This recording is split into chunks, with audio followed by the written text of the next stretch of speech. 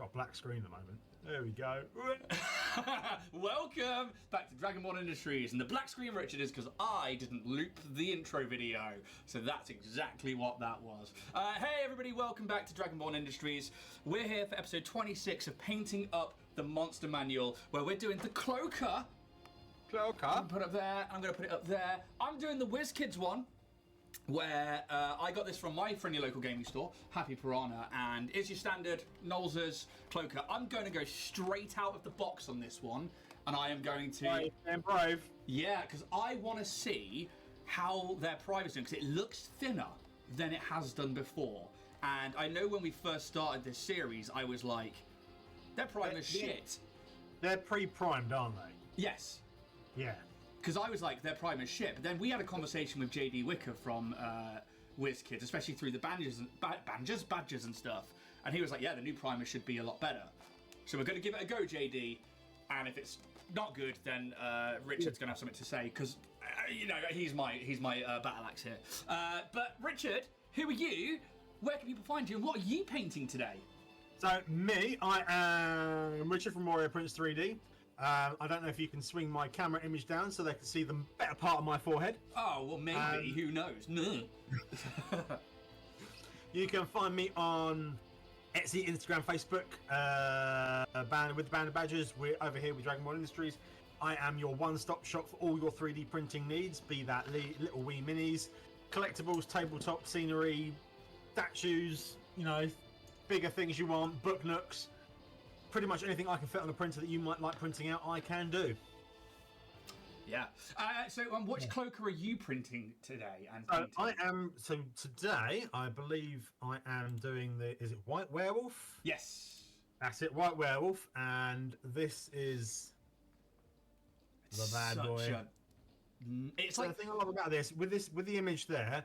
That's one of the bases it comes on, or you've got a nice little battle ready base. Yeah. Yeah, that's very cool. Because what I liked about this, I first opened it and I saw those like bat-like wings, and I was like, that's very like man-bat style, like dark gothic, and I really liked that. Hey Dibs, how you doing, buddy? Hope you had a great Christmas. Hey guys, I've noticed the creature today looks like Stingray, so could Richard please call his character Steve Irwin? Oh, Merry Christmas! Yeah, I really like that mini. It's really, really cool, very detailed, but I really like that kind of like gothic bat wing style on it. It's very, very cool. But you're right, Dibs, it does look like a Stingray, and actually it's one of the things that the colour scheme follows as well, where it's got this like dark grey on its back and its underside is a lighter colour, so I'm looking forward to doing like 2-3 colours maybe today. But you've also sent me some other pictures, Richard, which are these. So what are these? So this is Artisan Guild's latest release. Let me get my little window up so I've got their name. They are... Fallen Saint. The Rodberg Cultists of Melmora. This is the Fallen Saint Mordentus and is one of my new favourite models. It's pretty cool.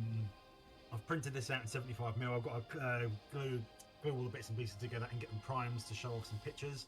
But these are awesome. The Plague Knights, again, are a set of my favourites. They come with helmed or unhelmed. But yeah, they're just an awesome little addition to anything. Beautiful little tabletop minis. That's the whole bundle there. I love that moth kind of. That's really cool. Yeah, the big demoness thing at the back, she is a giant model anyway.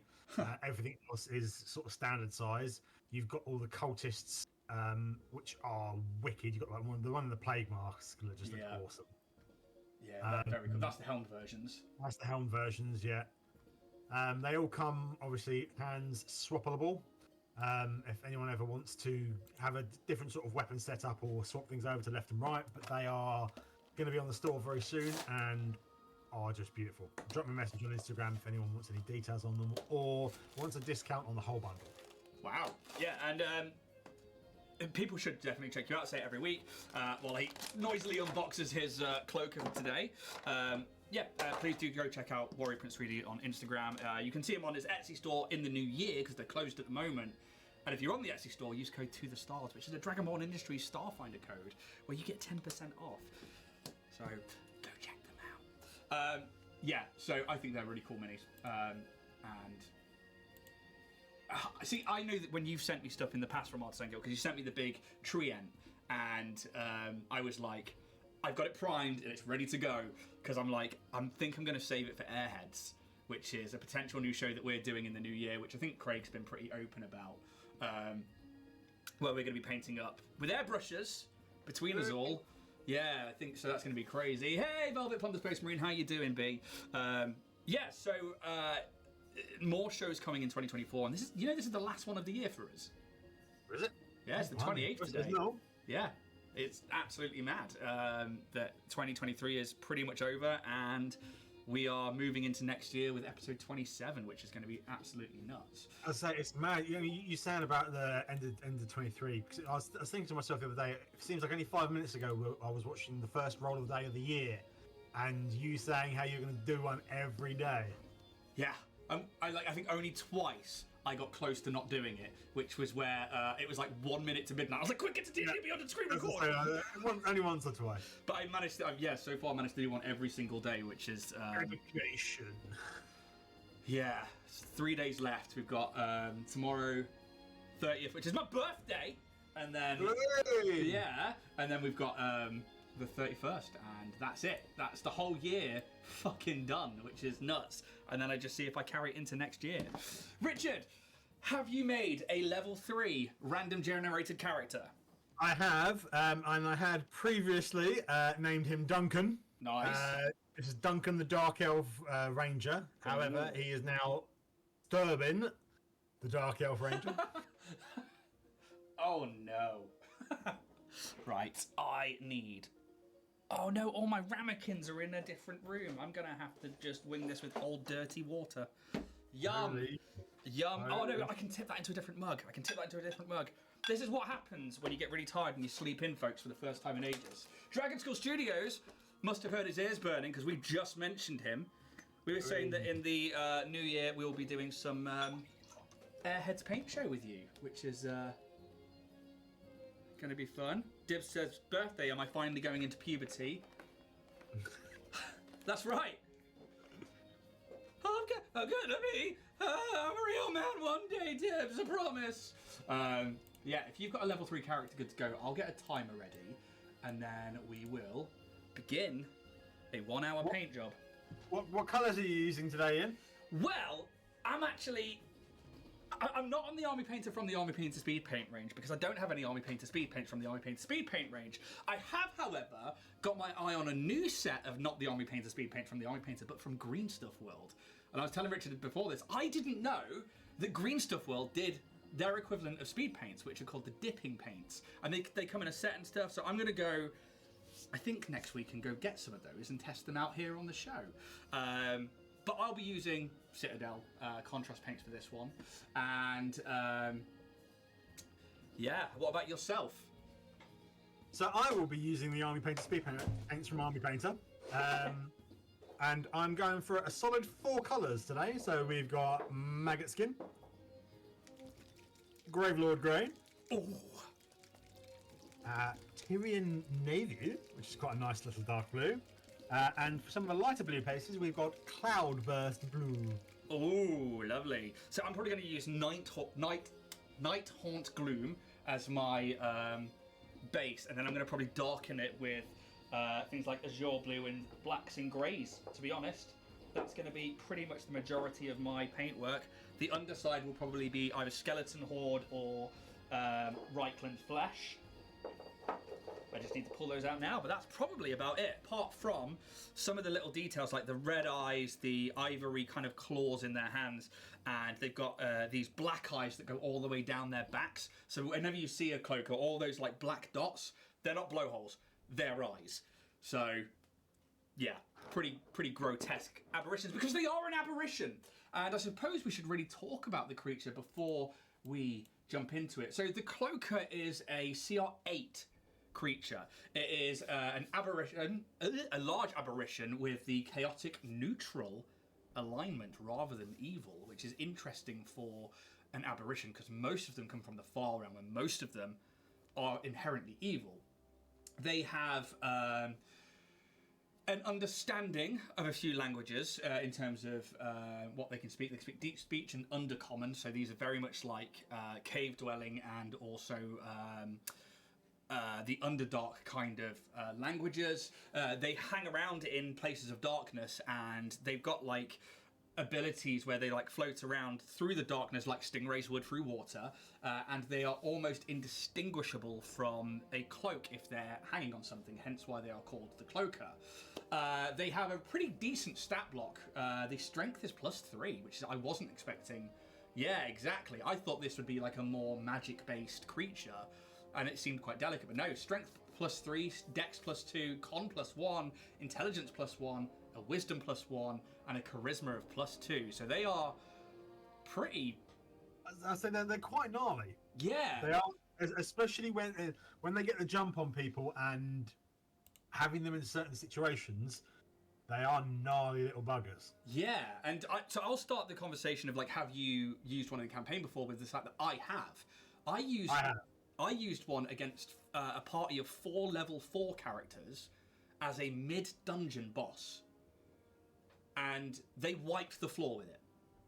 Yeah? Yeah. So I think that for a CR8 creature, it's reliant heavily, instead of on the big 3, on its stat block, but it's also reliant on its abilities. So its armor class is only 14. So it's pretty easy to hit, especially at like level 3 and 4. You should be hitting that on an average, unless you have average 2 out of 3. Yeah, exactly. Whereas its hit points 78 raw, so rules as written, but it's 12d10 plus 12 if you do it rolled. But most people go with what's in the monster manual. So 78 again, it's not that high realistically, especially for a party of 4. I say for a party of 4, you that's a couple of rounds if you know with good damage. Yeah. 3 to 4 with moderate. But I mean, like, one person, if you've got a barbarian and, you know, they crit, boom, done. That's all it is. Wrong. You know, 2 rounds. Then they've got a speed of 10 foot if they're on the ground, because these things can still be on the ground. Walk. Yeah, where they, like, kind of pull themselves along with their wing-like structures. But then they've got a 40-foot fly speed, so that's a little bit interesting. They've got decent stealth, but their abilities, this is where it kind of all comes into play. So they've got a thing called damage transfer, which is while attached to a creature, the Cloaker takes only half the damage dealt to it, rounded down, and that creature takes the other half. So that is the issue, is you've got to attach to a party member and then let the other party members deal the damage. That's where the issue is with this creature. That's what I did with mine. So I ambushed a party with a few of them. Oh wow! And I took out the ranged, basically the ranged party members. Literally, they were on a ledge descending in a mine. So, Cloaker came down from above. Yep. Party member who looked like they had a bow, swooped them straight up. Yep, that's pretty much the way to do it. I think whole party attacked them. Yep. And attack that one and basically drop the NPC, drop the PC. Yep, that's pretty much what's going to do it. But at the same time, once they're dropped as well, like the Cloaker will then disattach and then go find somebody else. So actually, it's a good way of also getting them out. What I think is interesting with that particular ability is it comes. Well, I say it comes from, but we've seen it with the Rug of Smothering, and for me, these are basically an intelligent Rug of Smothering, which I find quite funny. So it's the same sort of trap for me. They do have a false appearance, which I've spoken about. They can, while the Cloaker remains motionless, without its underside exposed, it is indistinguishable from a dark leather cloak. But they do have, and this is another thing that I think makes them weaker, is a light sensitivity. So while in bright light, the Cloaker has a disadvantage on attack rolls and wisdom perception checks that rely on sight. Most parties have a cleric or a paladin. Most of those paladins have things like light and sunlight spells and items like lanterns and stuff. So it's actually really not that hard to do things like that. They do have a multi-attack, one with a bite and one with its tail. Its bite is a damage deal of only 2d6 plus 3, and it has a plus 6 to hit. So it's not that bad for a CR8 creature. Its tail is a plus 6 to hit, has a reach of 10 foot, and is a 1d8 plus 3. So again, unless it crits, it's really not doing that much damage. It's all about the getting attached to a party member, I think, which is what makes it a different kind of encounter, and doesn't matter about the big three when we look at what I normally find to be how a monster is written. One of the other things it has is moan. Each creature within 60 foot of the Cloaker that can hear it moan, and that isn't an aberration, must succeed on a DC 13 saving throw, become frightened until the end of the Cloaker's next turn. That's also very good if you attach to a ranged party member, and then the melee classes can't get closer to it. That's how you run one of these if you want to fuck over your party. And then Phantasm, which is a recharge after a short or long rest. If this is a one-use ability, the Cloaker magically creates 3 illusionary duplicates of itself. If it isn't in bright light, the duplicates move and mimic its actions. This is basically mirror image. And it literally plays out like mirror image. So, yeah, it's gives it that longevity to a fight as well if things aren't looking in its favour. But apart from that, that's pretty much the entire stat block for the Cloaker. And it seems a lot on the page, but actually they're relatively easy to run, I find. But yeah, I guess there's nothing else to do really but have the timer ready to go. And let me get that one going, that one just there. And yeah, are you ready to jump into... I am on board ready. Alright then, let's grab the initiative tracker just there. So let's set some scene for you. You're a drow, aren't you? A dark elf? I am, yes. A ranger, yes? Yes. So Derwind. Around your matriarch's colony, your settlement, many aberrations, creatures inhabit the Underdark that can be friend or can be foe, but it's a place of safety and sanctum for a lot of these creatures that can't dwell like yourselves on the material plane or out in the sun. The issue is that a lot of people fight over space, or if you need to expand your colonies, expand your settlements, you need to be able to do so safely or not into a place that's already taken. You as a ranger, it's your job to go out and scout these places to see if there's better places to put a new safe house, a new operating base, to bring a new area of the city out towards its expansion as your colony grows. The Underdark itself is a vast, vast network of caves and oceans of just darkness that are lit and illuminated by bioluminescent mushrooms and plants. The room where the sky would be in the material plane is a ceiling of stone, but that dots with gemstones and light and other little creatures that glow, creating this almost night-like appearance, what is essentially underground. You go out on your ranger duties to scout areas, and you know this terrain like the back of your hand. This is your home. You've grown up here. You've played here. And you are looking to, find a new spot where maybe you can set up an expanding arm of your drow colony. You find a new cave system near a freshwater lake that's still and serene and beautiful, and you think this could be a good place, but you have to clear it out. And there are a few creatures along the way, maybe some spiders that you can chat to as a drow, and you get them to almost accept you into their area because spiders are so important. You use Lolth as a sort of bargaining tool there.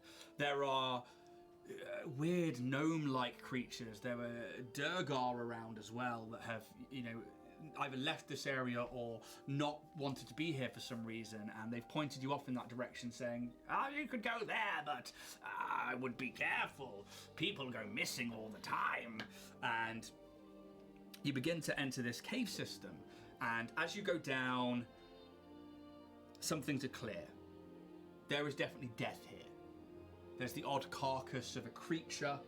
Maybe there is bones from another drow or from an elf-like being. There are bits of old rotted gear with mushrooms growing on them that have been reclaimed by the Underdark.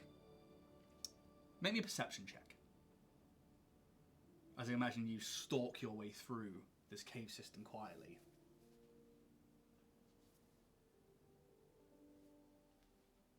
Not in direct sunlight. You are not in direct sunlight. 13.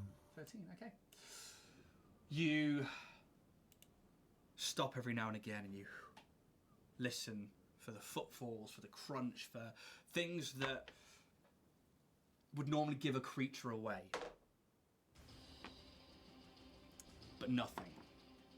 And every now and again you hear like the wind maybe move or air pressure change within the tunnels, which causes like a flurry of movement. But again, nothing is really coming to mind, and you're wondering why maybe this place is so deserted, but there must be something here.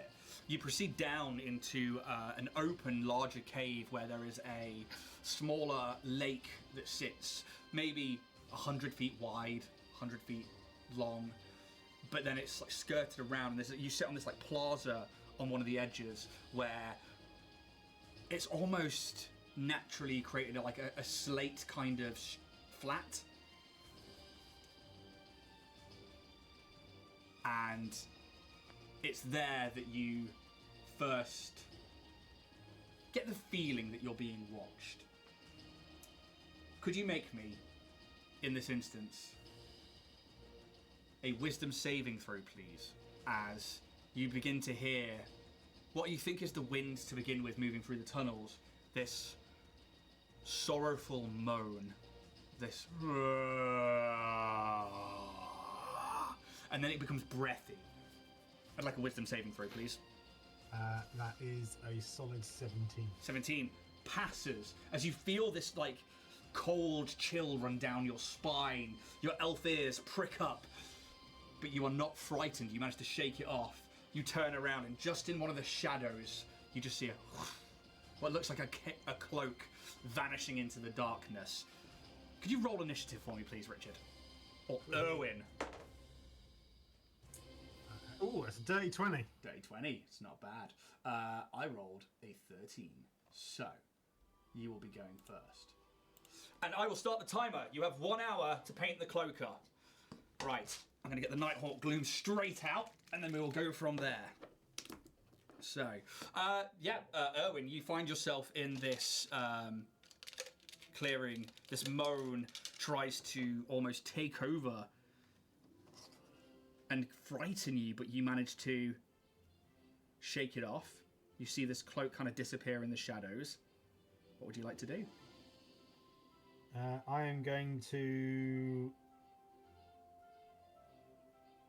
wait and hold my action for it to come out of the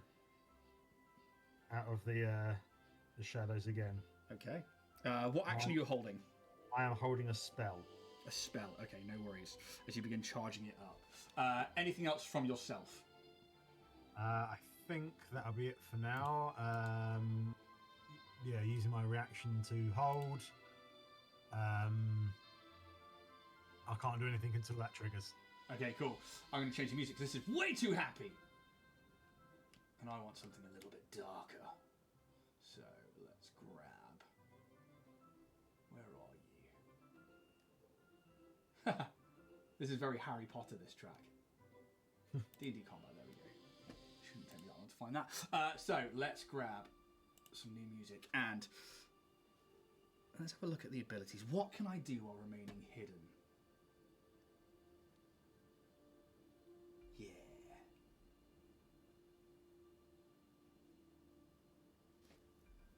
Let's give it another stealth check while it does this. What's your passive perception? 103. Yeah. That was good. Well done. 15. 15. Okay. You don't see it. I can make a perception check if you're trying to do a stealth roll, though, if you want. I'm not really doing a stealth roll.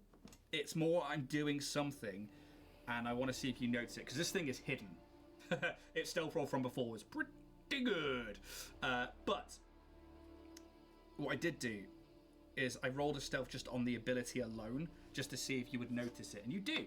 So what you see is in one of the corners of this sort of like flattened slate area, there are like mushrooms here and there that give off this dim light, and just you watch as like something like phases into view out of nowhere, almost like it's dropped invisibility.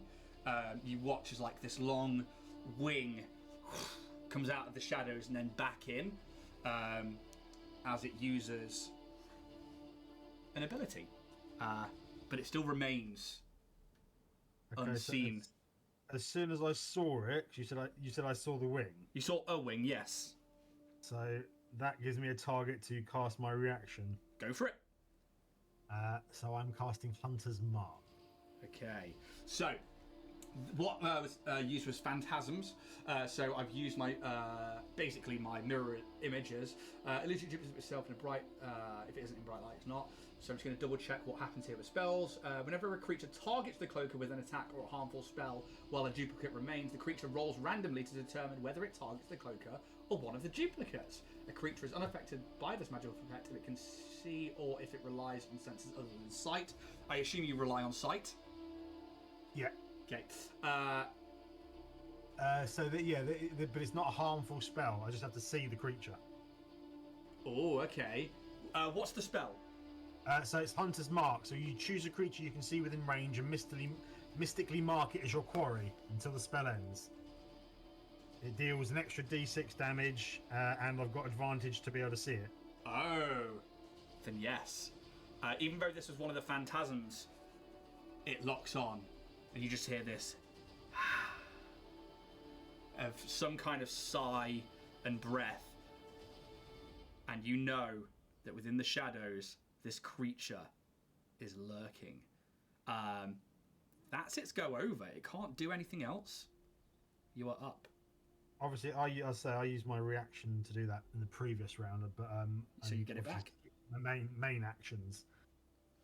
Yeah. So I am going to mark that spell off. I like Hunter's Mark. It's a great spell. Beautiful. And I'm going to make an attack roll at it. Okay. So give me a perception check. That is done with advantage. So that is a natural 20 for a 25. Awesome. Yeah. And 16. So yeah, 25. You hone your senses in. The Hunter's Mark you feel hits, and it lands, and in this moment you watch as that winged arm comes back into the darkness, but then you see 4 of them. But you almost catch it as they're being apparated, as they're coming into existence, and one of them was there before the rest of them. You can see it in the shadows, just the outline of it, just. Okay, so 19 to hit. Absolutely hits with an armor class of 14. And 10 damage. 10 points of damage. So, let me just get with my movement, have I got any sort of rocks or anything, any mushrooms, large mushrooms I can either, hide in? I want to be able to, if this thing swoops at me, I want to be able to make it hard to grab me, hit me, or anything like that.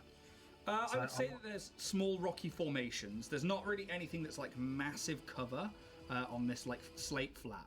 However, it's not so much cover I'm after as obstacles. Yeah, there's a few like denser bits of rock that maybe stick out. You're probably better off either in the water or trying to get to one of the walls, because right now you're sort of skirting the water's edge, I would say.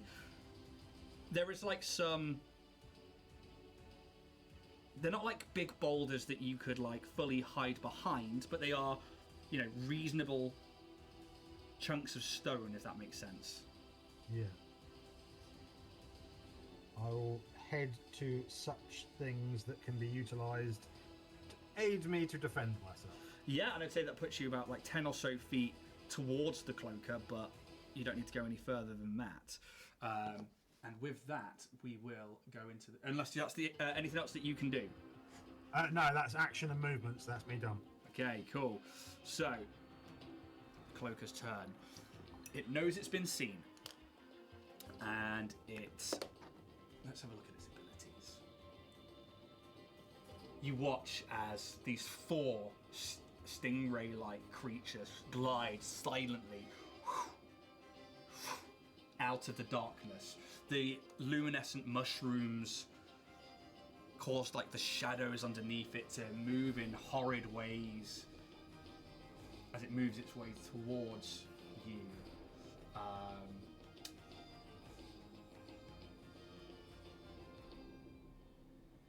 Yeah, it's not going to try and moan again. It's got 40 feet. Is that the one it can only do once a day then? Yes. Sorry, the moan it can do at any times it wants until you... Oh no, you're successful. In fact, actually, that's point reading out. The fear effect of the Cloaker's Moan, if a creature's saving throw is successful, the creature is immune to the Cloaker's Moan for 24 hours. So that's actually... Would that include every Cloaker? No, this particular Cloaker. But I will tell you as a DM to DM that the other ones, the other three, are illusory copies. Oh yeah, no. So I'm asking as what would you do in a DM situation? So if that was me, I would give that person then advantages on if another Cloaker came in and was moaning. Because yes. they'd already saved. I would probably say that yes, advantage on the others. It usually only works per creature. Yeah, because it says immune to the Cloaker's Moan for the next 24 hours, which means it would be this one. But I would give it advantage or them advantage on the next ones, for sure. It's going to fly towards you and it is going to try and bite you.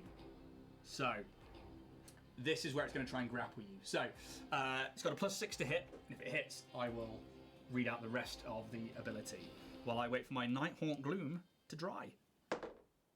Okay, it's quite low. It's an 8 + 6 for a 14 to hit. No, I've got 16 armor class. Okay, so it like swoops in, and you see this for the first time, a humanoid face. The rest of the creature is like a beast, a sea creature of some kind. But you see this like pale, cream like coloured face with these horrible sharp teeth, with this like big grin that goes from like one side to the other, and these like piercing red eyes that almost glow. It has these two tiny little arms that come from either side of its face, just where the wings sort of join its head, that have these two little claw-like talons at the end of each of these tiny little arms. As it comes in, it tries to bite you, but you manage to knock it back with your I don't know, what weapons have you got? I've got my longbow out at the moment. So yeah, you maybe take like part of the longbow and you like knock its face away. It will then spin around, it like hovers around you to try and get you with a tail attack as a nat 1. It lashes out and manages to hit the rock that you have managed to get yourself into and use as some form of cover, and I will give it some damage. 5 points of damage as it hurts itself on the rock. So, Div says, what type of character is Richard again? Richard is a drow, so this is a dark elf that's very at home in the Underdark. But it's your go, Richard, as this thing hovers around you and, yeah. I am...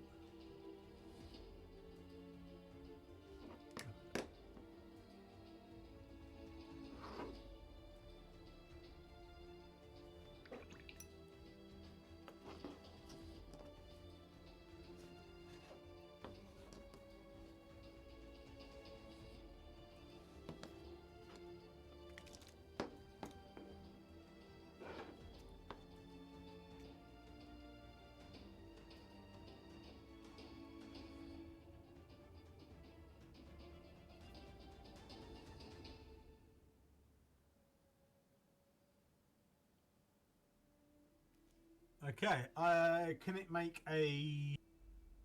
No, hold that thought. That's a concentration. That as a point. Just before I forget, can you take an additional 4 damage? Hunter's Mark? Yep.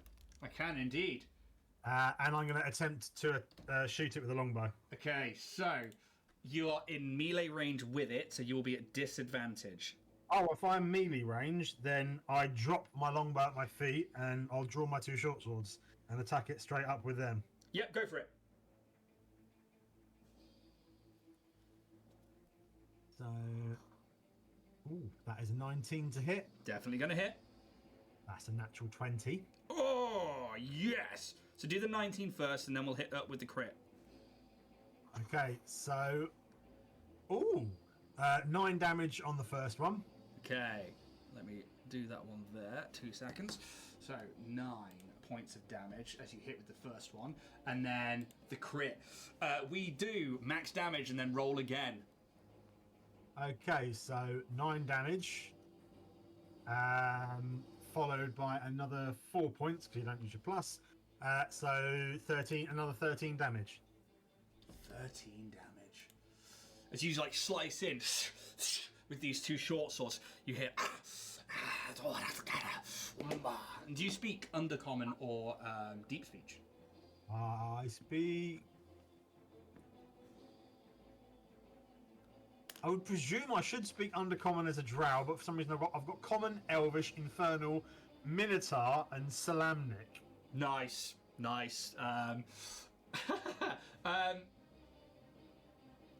Yeah. You don't know what it says. Is it just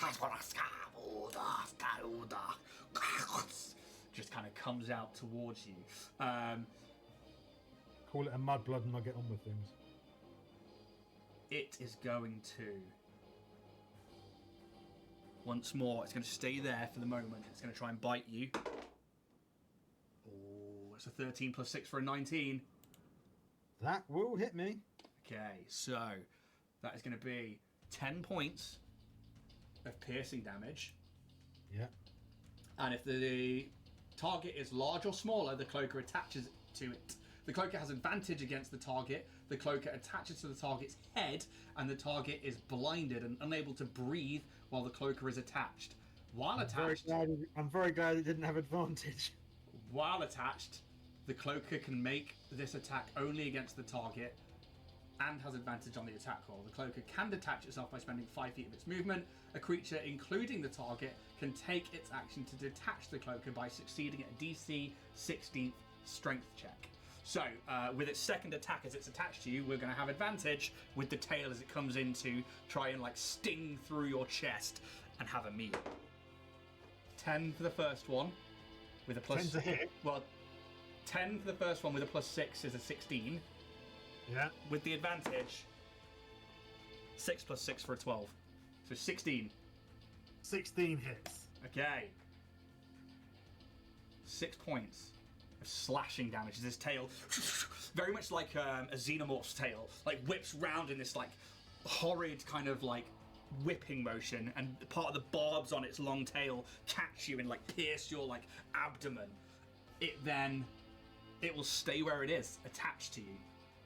It is your go. Right, I'm going to try and rip this thing off of me then. Okay, you need to make a strength check. Right. A straight up strength. Yep.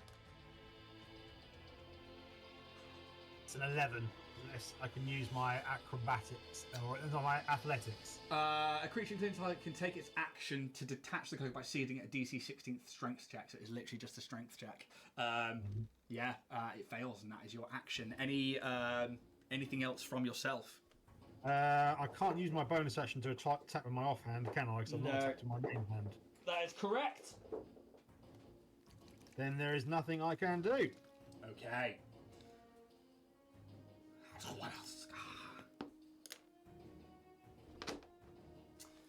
going in. Okay. It's going to try and clamp down with those razor-sharp teeth even further into your head. It has advantage. It's an 11 plus 6 for a 17 and a 10 plus 6 for a 16. Yep, that gets me. 5 points of piercing damage. Yep. And then its tail once more is trying to find your heart. It is trying to kill you. How much damage was that? You say 6? 5 points of piercing damage to begin with. Yeah. How are you looking? Because that's in that 20. Probably going to kill me. Okay. 1d8 plus 3 for a max of 11, plus another d8. Oh, fuck, that's a 7. That's 18 points of piercing damage. 18? Yeah. That's me on 1 hit point. Ah! The tail through you, just missing your heart. As you feel it's like teeth clamping down on your head, this now tail impales through you, then retracts. Derwin, you've got this. Alright. I cast Dancing Lights. Okay. Now, do Dancing Lights cast bright light or dim light? So I might let you retract to that word in a second.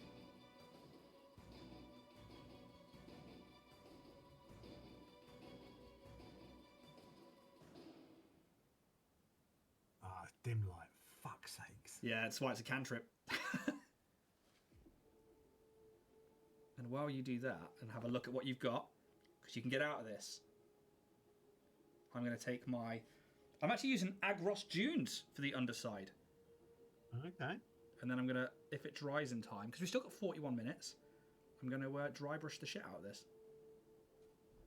Yes, I will be implementing some dry brush. I'm also using the Army Painter's brush from Army Painter, their base brush, to use as the speed paint applicator, and it's actually working out quite nicely. Oh, is it good? Yeah, it's good bit of control, actually better than some of my sables.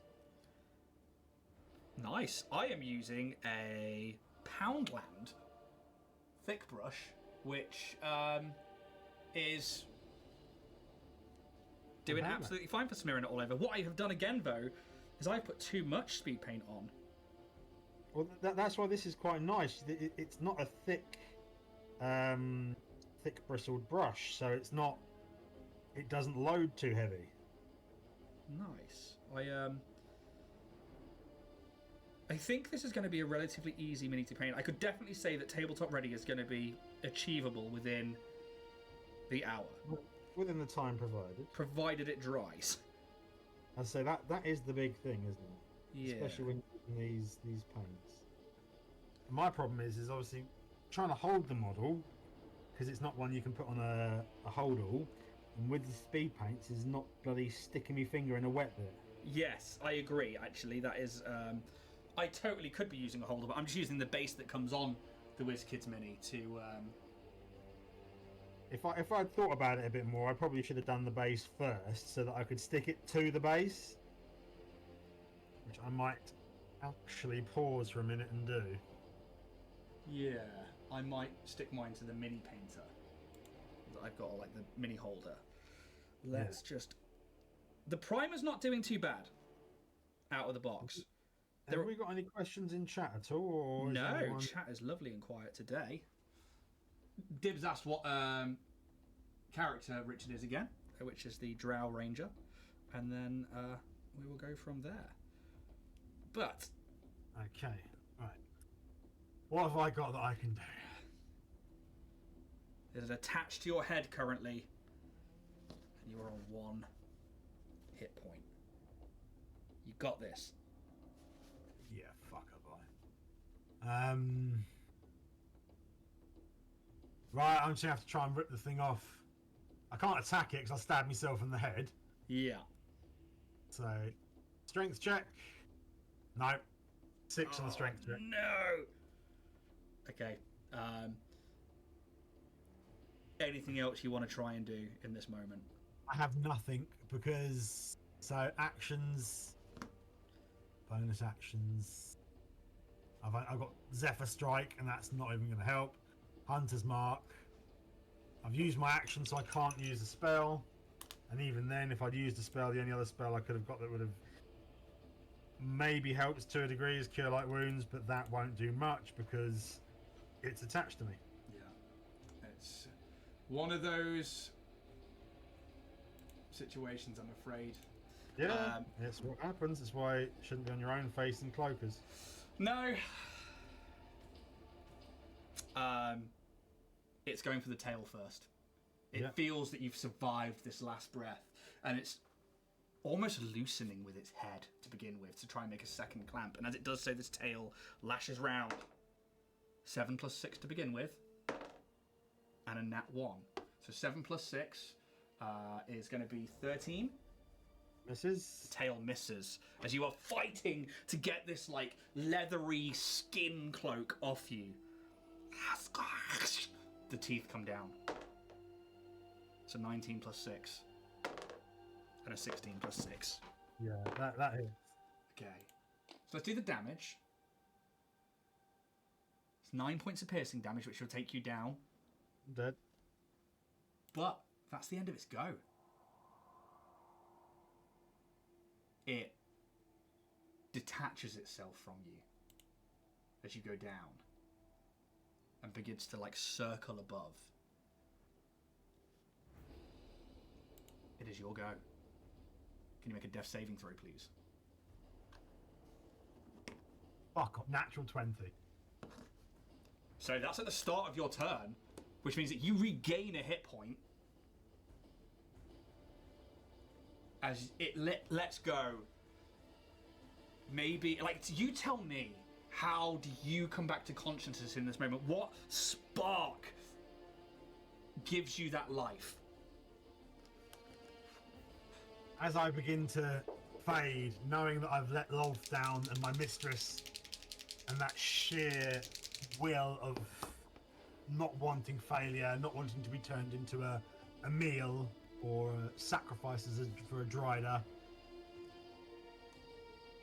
I take a breath and I slump slightly beforehand, just a little bit earlier so that maybe the beast would think I'm lessening. Yeah. And it's almost like as your eyes were closing, you see like the threads of a web pulling you towards this bioluminescent light, and you hear almost in your head like this female wispy voice. Another failure ready to be punished. And you pull yourself to.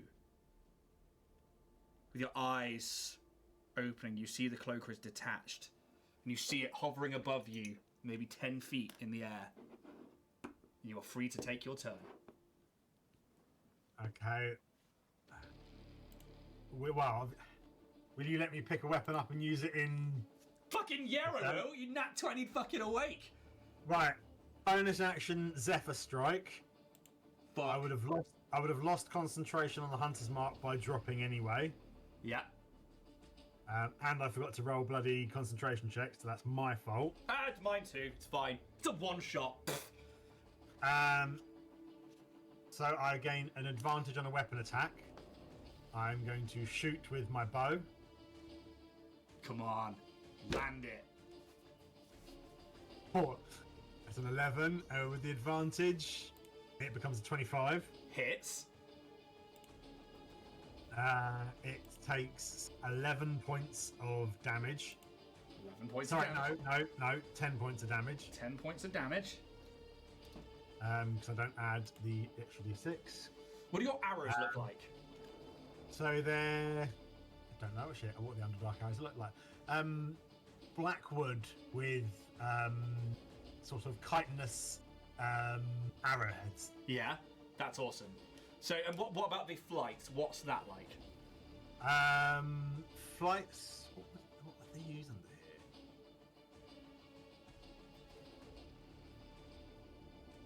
I don't know, actually. I would say it was... There must be some sort of feathered beast. Oh, for sure. I'm like, I don't know. But maybe it's like a different colour, like a pink or a purple or something. It's like a pink purple with hints of blue fletching. Nice. And you kind of like wait for it to have its face turned away, and you pull out the longbow. You draw, and you have to like push your arm away from the ground to get the full extension that you can, and you loose. And this chitinous arrowhead, we'd follow it like it's Skyrim, as it's like, and it just pierces through part of the wing of this cloaker, as it like starts to turn and whip its head back around towards you, knowing that you're not dead. What would you like to do? You still have, you've used your bonus action, you've used your attack, You still have movement. I want to move towards the water's edge. Okay, you start. You get yourself up, half movement to get up. What is your movement speed? It's doubled to 60 because of Zephyr Strike. Awesome. I was going to say you were 10 foot away from the water's edge anyway. But yeah, so 30 foot to get up. You've got 30 foot left. You start like moving towards it. However, it does have a reach of 10 feet with its tail. Zephyr Strike does not provoke opportunity attack. That is why I cast it. He might survive. I fucking love Zephyr Strike. It lashes out with its tail, and you just goes nowhere near you. The arrow being a massive distraction for it. As you tell me what you do in this moment. When it's back to my go, I draw another arrow. So you're at the water's edge, yeah? You're 20 feet. Well, you're 10 feet away from it, but it's 10 feet up, so it's like 15 feet in the air, kind of thing. Yeah. Anything else? That's all I can do. Okay, so because I can't swim, my bow will become useless in the water. Yeah. If I go in the water, no, I'll go in the water. You're going in the water, yeah? In the water, keeping my bow above water, and at least then it might have a disadvantage on hitting me. Okay. So, are you sort of like head and shoulders above the water, yeah? Or are you like under it and trying to like? No. It's hand up and head under the water sort of thing. Okay. Basically, just keeping my bowstring out.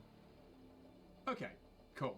I will adjust some DCs and make advantage and disadvantage dependent on that. You're not trying to hide. You're just trying to be out of it. I'm basically just I'm trying to be as much of a grief to hit as possible. Yeah, I think that makes sense. So, Dibs is saying paint check and time check. Time check is half an hour.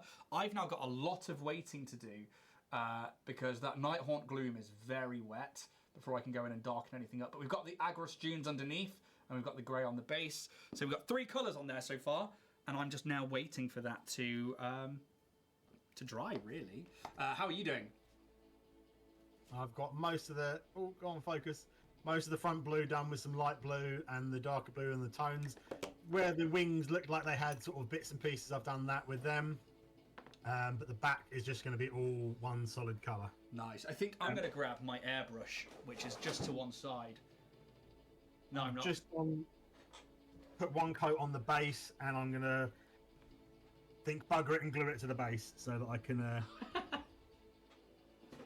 I would grab my airbrush, but it's down in the house where I was cleaning it and then lost parts of it. So I'm going to try and grab a fan if I've still got one in here, because there's nothing like watching paint dry, which is quite literally what the rest of this show will be if I sit here without any form of help in that instance. I may have to fan it myself. So, you move away, it can't strike you, and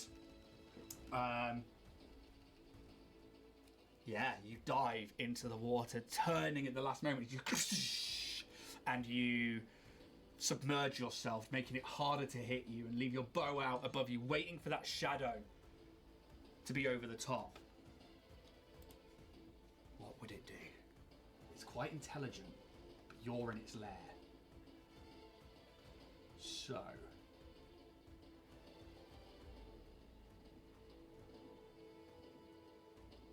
Now, you've been wrapped up in it for the rest of the time. Oh. I should have realised as well that the rest of the phantasms were still in play, but that's my bad for forgetting that, so I'm going to let those attacks go through anyway. But now these 3, 4 shadows above you start to move in closer and closer and closer. I'm going to give it a perception check to try and see you in the water. I think it's going to be fine. It's going to get a decent boost to this because your bow's sticking out, but twice it's cocked inside the thing. Yeah, it can see you. It swoops almost like flying, with its wings creating a line across like the water to get to you, and it will try and hit you with its tail. There's an 8 + 6. I will give you a +2 to your AC for partial cover. That misses anyway. And then it will fly around and try and grab you with its face. A 6+6, and you get a +2 to your AC. Misses. Okay. It then begins to like bring itself back up in this like bird-like motion of coming up and then looking like it's going to dive down on top of you. It is your go. Okay, movement to move forward slightly. Yeah. And take a shot. Take the shot. So what have I got to do with the forms? With the thorns. You said it's got has it got phantasmal forms? Yeah, basically when you make an attack roll, duplicate has the Cloaker's AC. Sorry, whenever a creature targets it with an attack or a harmful spell, the duplicate remains. The creature rolls randomly to determine whether the target's the Cloaker or one of the duplicates. Creature is unaffected by a magical effect. It can't see. The duplicate's Cloaker's AC has the Cloaker's AC and uses its saving throws. So I need to randomly determine which one you hit. So make the attack roll first.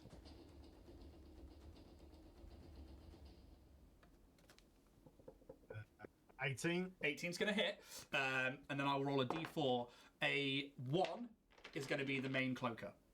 That's a d6, that's not a d4. It's a 1. Okay, so what do I want to hit? You are rolling damage. Cool, bear with me, I'm just trying to hold this down. Apparently, speed paint doesn't like to have glue near it. No, it does not. It goes weird. Yeah, it goes all gloopy and then like spears everywhere, right? And can you show us actually, because this is a good thing to point out, is if you are using speed paints or low viscosity. I can't even pick it up. That's actually had a chemical reaction with the super glue. I'll have to take pictures of it later. Yeah, it's very, very wet. Okay, so damage is a whole 7. 7 points of damage. This thing's looking hurt. And I think as this arrow like hits into it and goes past those phantasmal duplicates, it begins to mutter something. And it flies off back towards the slated area and into some of the shadows, where I will make a stealth check. Okay. But you can still see it. That was a 2 + 5 for a 7. Okay. It looks like it's running. Okay. I will come back out and take another shot at it then. Are you climbing out of the water, or are you just coming out of the surface? Just coming up out of the surface to take a shot. Okay, yeah. Longbows have like 600 foot, so I say you easily can do that. Take the shot.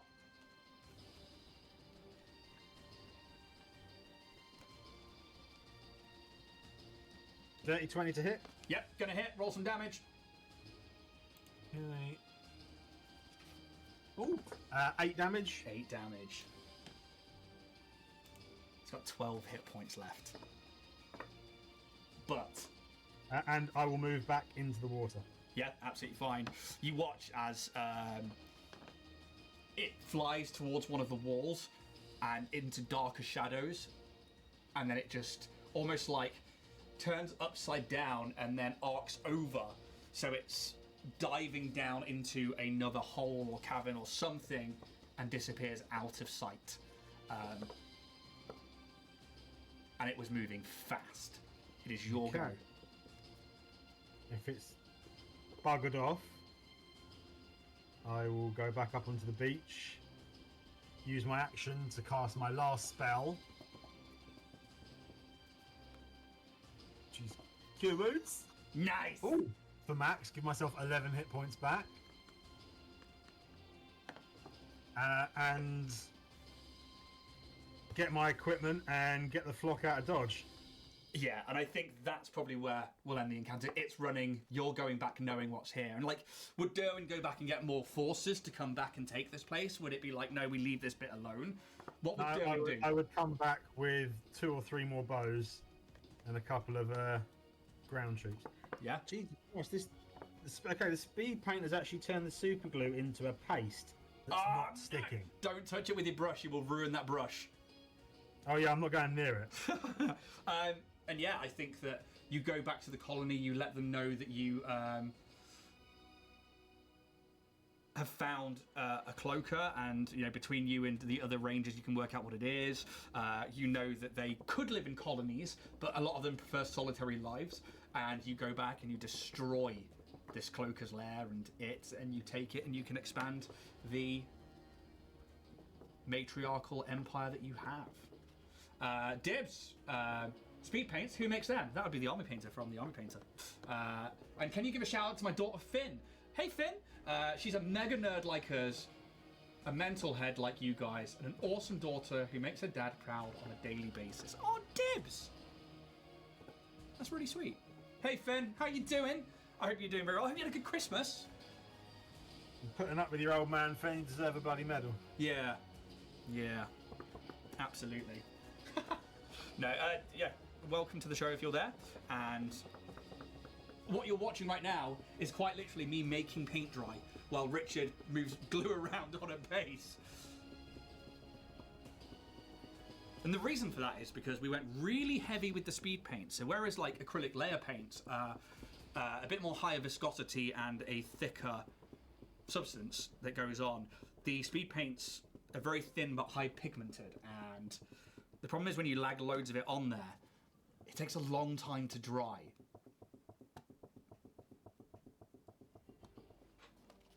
How goes your glue pushing? Oh my god, it's terrifying. I'm gonna have to pull this off and pick it all out of the base. Oh really? It looks awful. I'm just trying to get a bit of paint into the bloody on the wings and the undercarriage. So I might try, while it's mostly dry, to get some of the greys into some of those recesses and just do a little bit of blending. She says you seem well practiced with that wrist action. Thanks. No, that was you, Dibs. We all know that. Yeah, Dibs. Dragon School says, "Where's the hairdryer? In the house. It's not here in the studio for me." And my airbrush, because we're going to be doing an airbrush show with Dragon School Studios, I took it apart and cleaned it for the first time in God knows how long the other day, and then subsequently lost a very important part of it. Oh, you haven't, have you? I have, so I've had to order a new airbrush. Well, that's shit. In all fairness, the airbrush I ordered is 20 quid. Oh, really? Yeah, it's a replacement of the one I had. So, like, I think mine was originally like 60 quid with a compressor. And I was like, I had a look at things like Green Stuff World and the Harder and Steenback. And I was like, all well and good, but they all seem to be like set to 0.2, 0.3, or 0.5. And I was like, I kind of want to get all of the Green Stuff World ones because they're cheap. But then I could have a 0.2, a 0.3, and a 0.5 individually. But I didn't have the funds, so I was like, well, if I get this one again, at least I know I can change it out myself.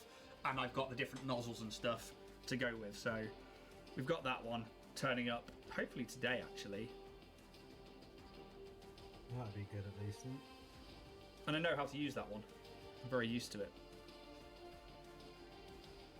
But one day I'll get a better one and work out what the hell I'm doing with it. So I'm going in with some Basilicum Grey and just painting in some of those deeper striations to the stingray-like body. How's it going with yours, apart from fucking around with the glue? Well, still fucking around with the glue. But, it has literally turned it to rubber. Oh, really? Yeah. Do you think that's shot it for you for trying to get it done in the hour? No, I should be able to work around most of it, and hopefully, I think some of it has stuck, so I could just bung a load of dust paint in it. Yeah. I think that with mine, I still have these like heavy areas of wet paint, but I can soak some of those up, I think, and then put the Basilicum Grey in there and hope that that will give it some detail. How long have we got time-wise? You've got 18 minutes. Well, I'll tell you what. Oh no, I will keep with the. How many more spikes have I got to do? I've got to go back over the spikes. Okay. Yeah, because I need to paint those in as well soon. Pale Sands, and I'm just going to go with Pallid Bone on my Army Painter speed paints from Army Painter. Fluffy, who ordered it and who fixed the first part you broke? Fluffy did. Dragon Skull. You? Oh, I thought you were swearing then. I went to go take off Dragon Skull, the nozzle, to change it for a new 0.2 because I wanted to see how badly damaged it was and how much abuse it had taken, and it just sheared the bolt inside the actual hole. So I was like, fuck. And then I lost a different bit because apparently I'm so special that I can't keep a track of anything. And then Fluffy went in there and fixed the one bit that is broken. The other bit will turn up somewhere, but yeah, we were like, you know what? It will turn up 3 days after your new one turns up. But then I can have one set up for 0.2 and one set up for 0.5. Yeah, that'd be pretty cool. Yeah, exactly. And then we'll do the show with Dragon Skull, and we will learn how to actually use an airbrush all together, and we don't really have a clue what we're doing. But I'm really looking forward to that show. I am actually. Gives Might me be a very good way to actually get some paint projects on the way. Yeah, and also to use my airbrush for more than just terrain and learn how to use it properly.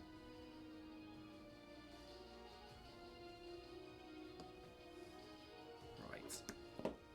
I need to go in with... So, there are these holes all up and down the Cloaker's back. These are... God, that's still so wet. Look how shiny it is. There its eyes. All across its back and all across that face. It has tons and tons of eyes. But I'm just going to go in there with some black and get those painted up.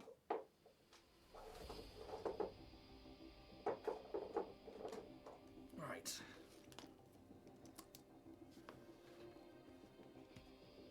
What is next week's mini?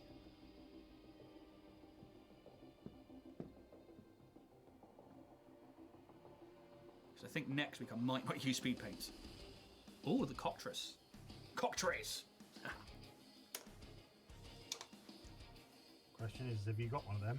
I don't, and I don't think WizKids do a mini for it. Because obviously we've got bank holidays coming up. Oh shit. Well, it's only the first is the bank holiday, isn't it? Yeah, it tends to screw around with post though, especially when someone's out in the sticks and has issues with postage anyway. I don't have issues with postage. The postage has issues with me. I just think they're understaffed. There we go. Right.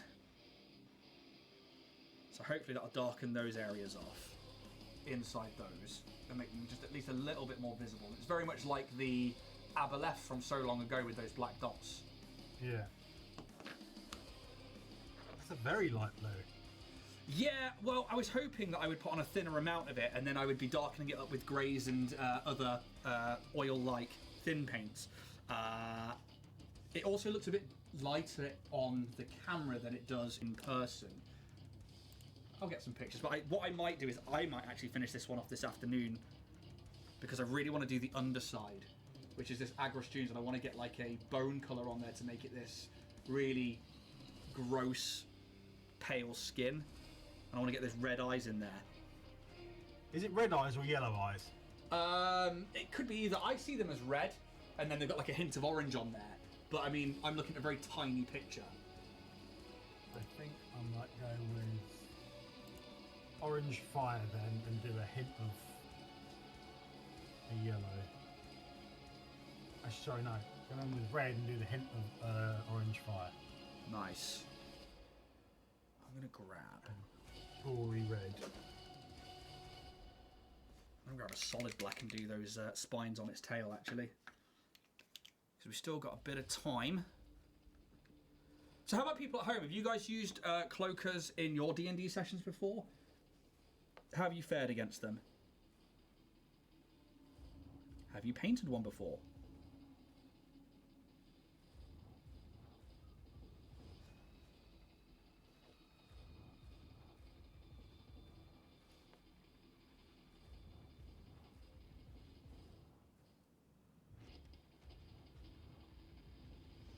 As for tabletop ready, a rough tabletop ready for within the hour. I'm not overly... I'm rough tabletop ready. I could put it down, but I wouldn't be happy with it. I think for me, once more, that waiting time. Kicked, isn't it? Yeah. So, although speed paints are aptly labelled speed paints, they're not speedy when you have to wait for them to dry.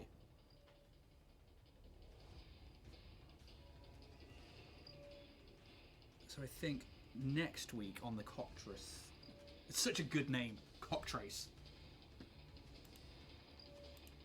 The dead chicken-looking thing. You reckon we should go for a full no speed paint one? Yeah, I might.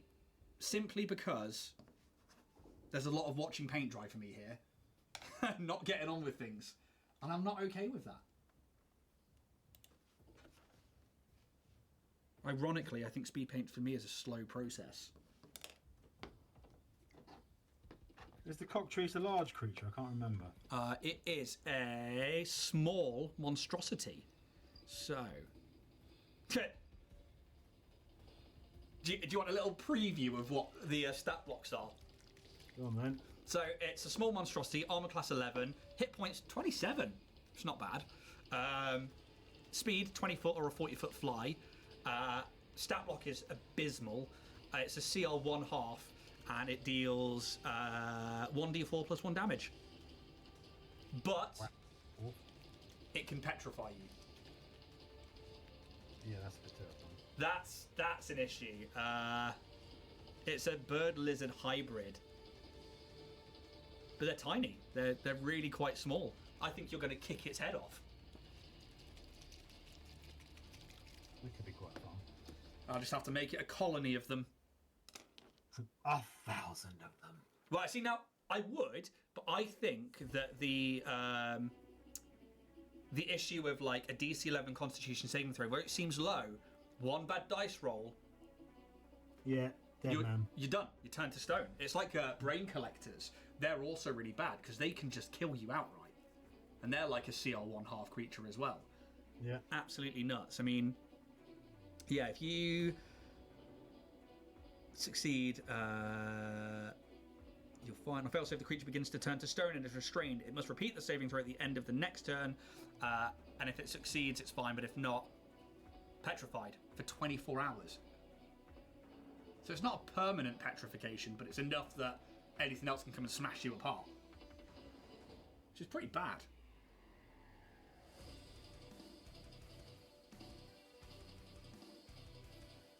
Trying to take some of this excess paint away, and it's just not happening. We're at that point where they've got to the drying sticky phase, but not quite. Yeah, the feckin' annoying phase. Yeah. I think this is probably one of the messier paint jobs I've done for this show. For saying that I've probably got about 20 minutes worth of applying paint in on this mini out of the hour. Oh, so I hope everybody's had a good Christmas out there and they're going to have a great New Year. Has anybody been up to anything exciting or good? How has your Christmas been? I got to play Pass the Pigs, which Dibs actually sent me, which was really fun. Played that with the kids. It's a fun little... It's almost like dice throwing, but it's like these little pig statues. And I recommend it. It's a great game, and you collect points for how they land. And what we found was really fun is that you could collect something like 60 points in a turn, have your last roll, and then lose them all.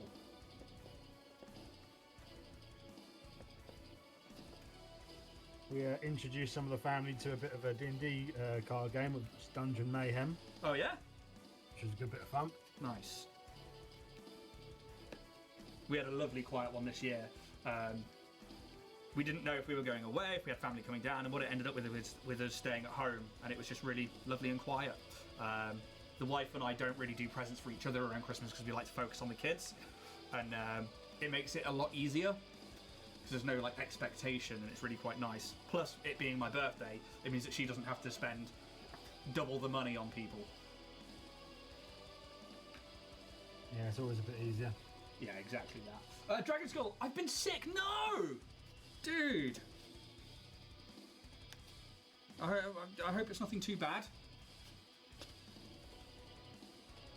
Dibs. Glad you enjoyed it, mate. Told you it was fun. It really was. I enjoyed it greatly. The kids loved it. It was, really, really fun. Thank you so much. I actually forgot to give them the sweets. They're sat in the cupboard, so I might give them those in a little bit. But they've got so much stuff.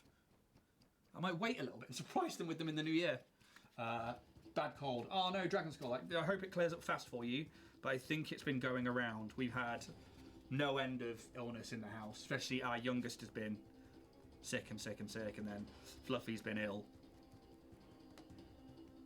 Right. Well, if it spreads to Dragon Skull, I'm going to be quite impressed. But I mean, take COVID. That spread around the world pretty quick. Yeah. You know, one cold I think can take out the world. Super cold. That's it. So I imagine that's how, this time of year, it's getting colder, it's getting wetter, we're all exhausted, and then we have a few weeks off and the body goes, and stop fighting. Yeah. Oh my god, dry, please. So how have I spilt that on there? Is yours absolute chaos as well? It's not doing too bad, but somehow there was suddenly a brown speed paint on the grey rock, and I haven't used brown speed paint for a little while. I've somehow got the brown to soak upwards to the top of the blue. So, if you're going to wet blend, speed paints are great for that, but be aware, if you're using two speed paints at the same time at different colours, they will pull into each other. Apparently, no matter the gravitational effects that are around them. Right. The sludge has solidified. It is now stuck to the base. Nice. For now. For now. For now I've now. got to try and compensate and get rid of the bloody hit I've called.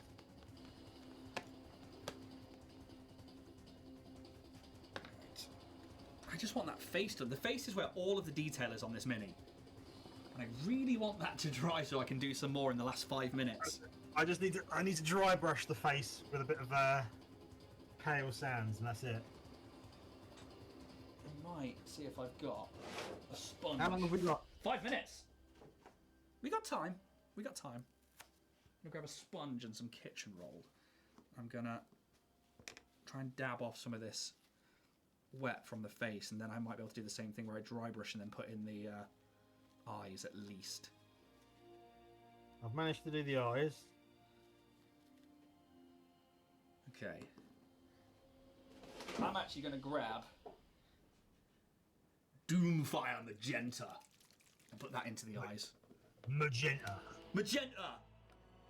Magenta! Right. So for that dry brush.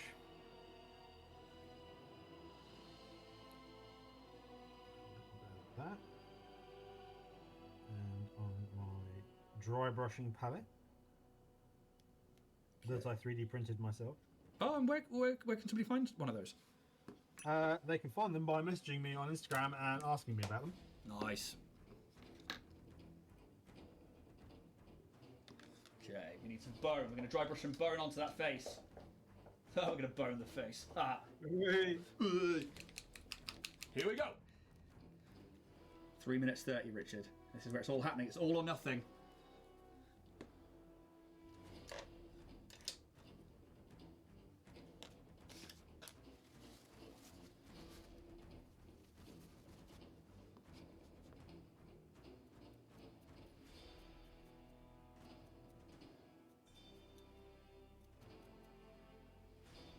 Yeah, that's a little bit better. The wings aren't going to be dry enough for what I want to do to them.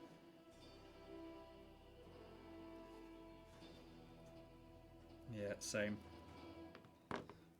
But we live and learn. I'm going to be using for the underside of the body, I'm going to be using a bit of card instead of a bit of tissue for dry brushing, so I get a different texture effect. Okay. Something I learned from Richard on Band of Badgers. Which Richard? You, Richard. Yeah? The week before me, you were like, use paper for this one, card for this one, and tissue for the other kinds of wet brushing. And what I find is It gives you different sort of drier, scaly effects. Yes. I need a grey. What grey do I want?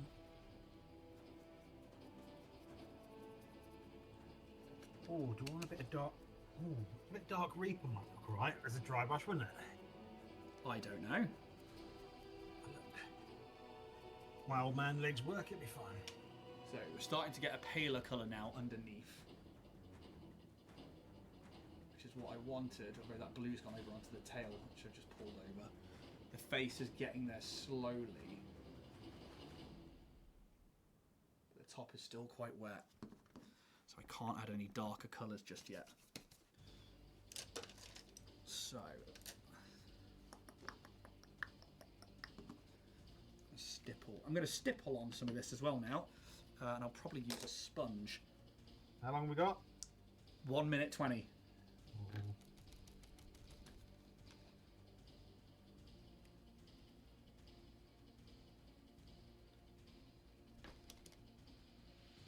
I'm wondering if I should risk stippling some darker colours onto the top.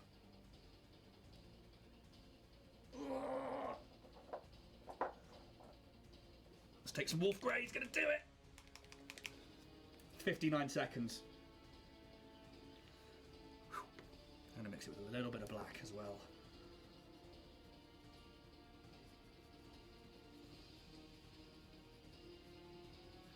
Okay. Here we go. So stippling, I'm just taking a sponge, and it's almost like dry brushing in the sense of putting some onto your applicator and then taking it back off again. And what I'm hoping to do is blend two colours here and just add some like skin texture to this manta ray, stingray-like body. I would ideally like to go in and add some highlights, but with 7 seconds left, I don't have the time. But hopefully it should darken that off to there. Oh, that made me jump. I knew it was coming and it still made me jump. That is your time up, Richard. Time up. Yeah. 1 hour for a large mini. How did you do? I'm ready. Yeah? Do you think your tabletop ready? Yeah. So do I. Rough tabletop ready.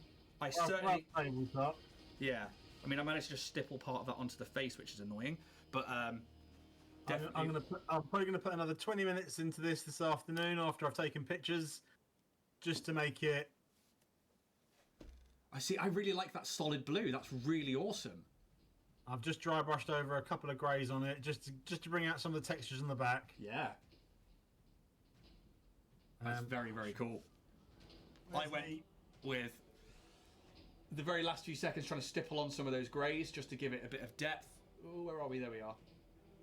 Ah, I love the underside of those wings. That's very cool, dude. Mine is... I do love that. I love what you've done with the underside, and I love that blue.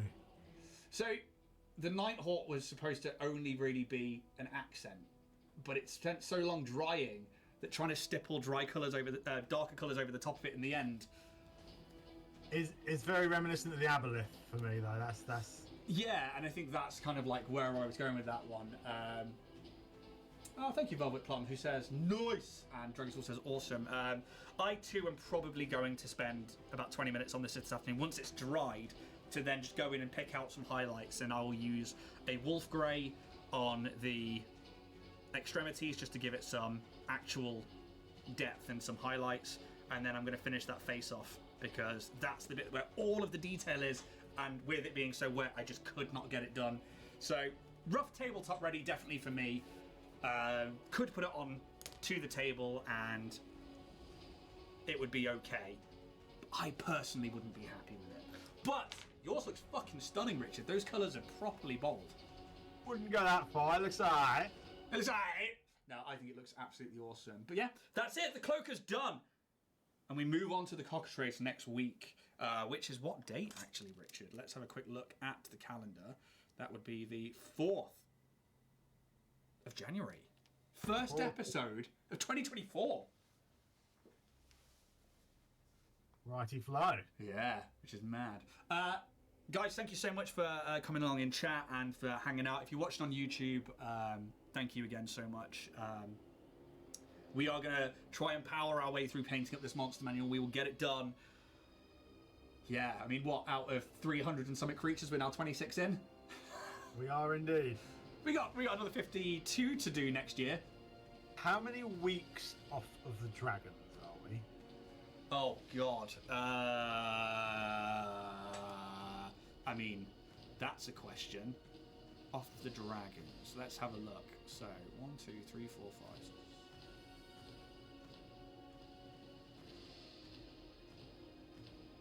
A lot. Yeah. 33 weeks. We're looking at the back end of next year. Oh, fucking hell. Yeah, because we've got all the demons to do first. So, we've got like the Cockatrice, the Cowtool, and then we move into things like the Crawling Claw, Cyclops, Dark Mantle, and the Death Knight. And then once we are done with... Because obviously like it goes in alphabetical order for most things, but then it groups the demons together under D. So all of the demons from the Baylor... Fucking hell. Baylor's going to be a pain in the ass. Well, you say that. You think it's going to be a pain in the ass, and there's no way we're going to do that in an hour. But what I might do is... because I know that the WizKids Mini that's available for that is the Frameworks one. So I have to put it together and then paint it. I won't be putting it together on stream, but at least it's some content we can sit around and like glue together. But yeah, there is a lot of demons that we have to get through first. And then the very first dragon is the Draco Lich. Fuck. I think that's the easiest one because it's going to be the easiest one, but yeah, it's a big one to start with. Yeah, it really is. And then followed by the Young Red Shadow Dragon. So it's nothing like having a lot to do straight away on the dragons, but I think the primer is going to do a lot of heavy lifting with those ones.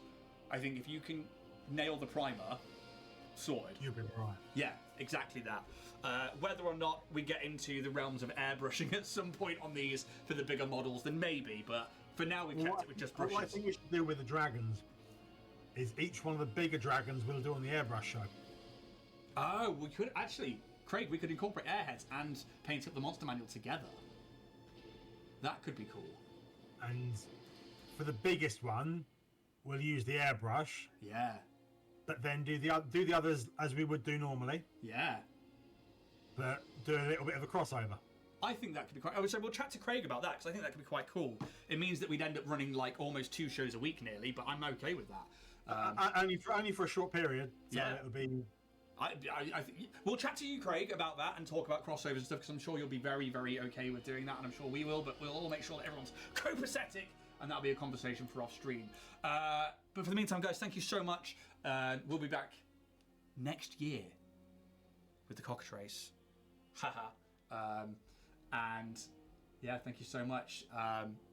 Please go check out Warrior Prince 3D on Instagram, on Etsy when they reopen in the new year. Please come check out our store for Dragonborn Issues, where we sell dice, and we've got a bit of merch. We've got Starfinder coming back on the 8th of January, where we'll be back with episode 6. And yeah, guys, thank you so much. We'll see you next year. Happy New Year, folks. Happy New Year. And may the dice gods be ever in your favour. Take it easy now.